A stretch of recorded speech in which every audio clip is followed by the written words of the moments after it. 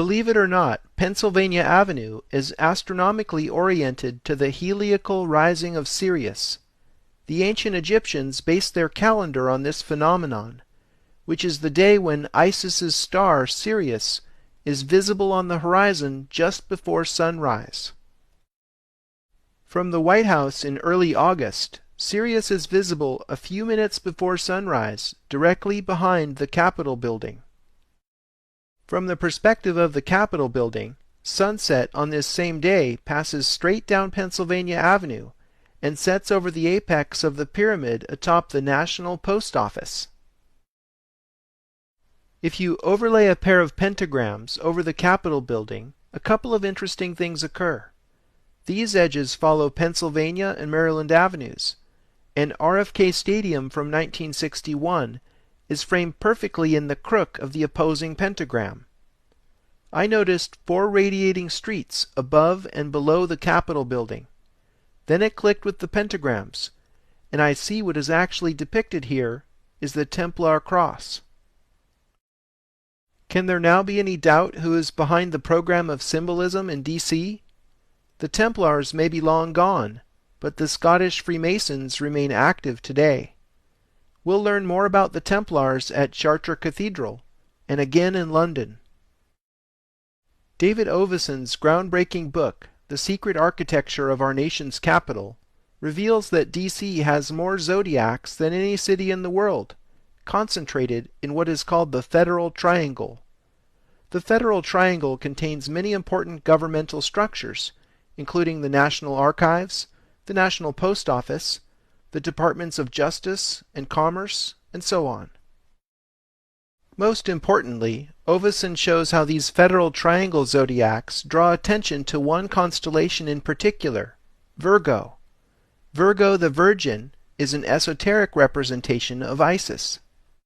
Oveson's research into Masonic symbolism led him to map the stars Arcturus, Regulus, and Spica to a terrestrial triangle connecting the White House, Capitol building, and the point where many think the Washington Monument was supposed to be. You see, the Washington Monument is shifted slightly to the east with respect to the White House Jefferson Memorial north-south axis. Some claim this shift was due to the fact that the marked point is on landfill, and the site where the monument was actually built is on solid ground.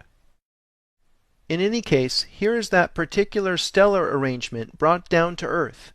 We see Virgo over the Federal Triangle and Leo over the Capitol building.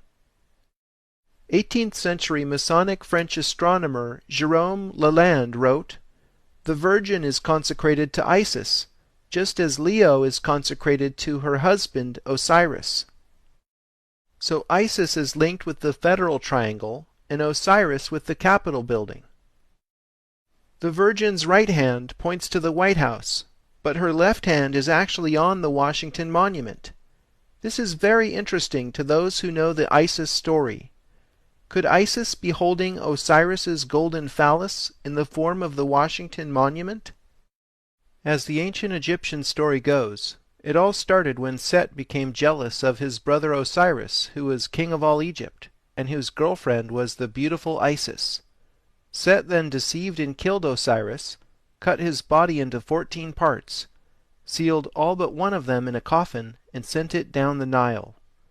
As a final insult, he tossed Osiris's penis into the river. His sister consort Isis was at length able to recover and magically reconnect all of Osiris's parts, except for his penis, which was unfortunately eaten by a fish. Isis fashioned a golden phallus, attached it to Osiris, and brought him back to life with a song. From this experience, the resurrected Osiris became Lord of the Dead. Isis was impregnated with the golden phallus, and their son Horus grew to become god of the sun. It's the original story of sex and violence, jealousy, incest, and pregnancy. The Washington Monument is an obvious phallic symbol. The Vesica Pisces paths surrounding the obelisk suggest female genitals. Taken together, the symbols represent the joining of Osiris and Isis and the conception of the sun god Horus. Now maybe you think I'm going too far at this point, but take a look at what is above the elevator that goes up the shaft of the Washington Monument, the same ride Robert Langdon took at the end of the lost symbol. Right above the elevator doors there is a bronze sculpture of George Washington, sculpted by French Freemason Houdon, and above that is the winged disc of Horus. What in the world does this Egyptian solar symbol have to do with America? It's a clue to the secret meaning of the obelisk, in the most public of places, but how many actually see it and understand? The dimensions of the monument are all 6s and 5s. What an amazing coincidence that 6,660 inches equals 555 feet.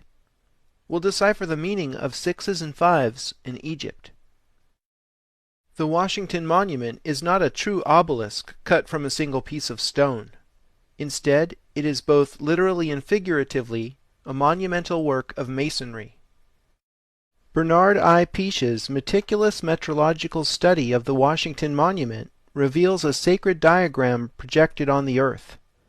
Based on the exact height and angle of the pyramidion, its face and ridge lines project down to the ground and trace circles that are proportioned ad quadratum with respect to each other. The diagram shown here is called the octagram star in mathematics. It's a symbol used in many religions and cultures around the world. I'll briefly trace the octagram star through history to uncover its meaning. The earliest example I've found that has this symmetry is the Star of Inanna, the Sumerian goddess whom I think all the Isis obsession is ultimately based on. Archaeologists identify the Sumerian culture as the oldest civilization on Earth. Sumeria predated ancient Egypt, but it wasn't even discovered until 1890, so that must be why most esoteric references are to Isis rather than Inanna. I highly recommend reading the collective works of Zecharia Sitchin for an alternative, albeit controversial theory on the origins of civilization.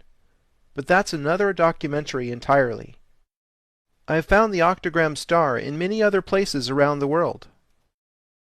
The Hindu Star of Lakshmi is a pure octagram star. The Egyptian Ogdoad adds a central cosmic egg to the mix, containing the sun god Ra. The structure of the Celtic calendar resonates with the octagram star.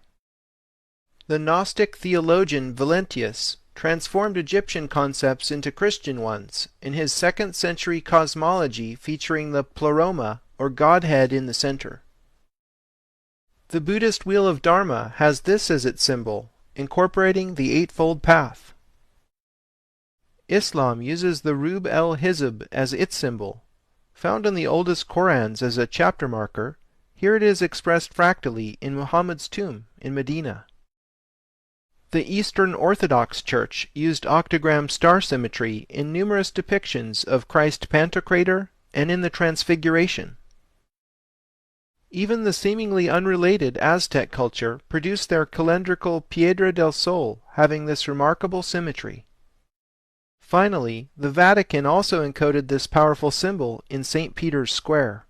The ancient Egyptian obelisk at its center is literally a gigantic sundial, with stones in the pavement marking the seasons.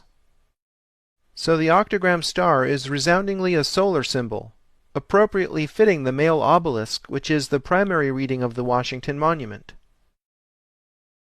However, female energy is not entirely neglected in the Washington Monument. We've already seen how a stretched Vesica Pisces symbol surrounds the obelisk. Rick Campbell has brought something even more hidden to light. If you draw a Vesica Pisces to scale, with the circle's diameters equal to the height of the Washington Monument's 555 feet, the Great Pyramid of Egypt fits perfectly inside the vulva. This is no accident. The architect who designed the Washington Monument must have wanted to secretly link it with the Great Pyramid. The Great Pyramid and the Washington Monument both have phi in their proportions, which is one of the most interesting numbers in mathematics.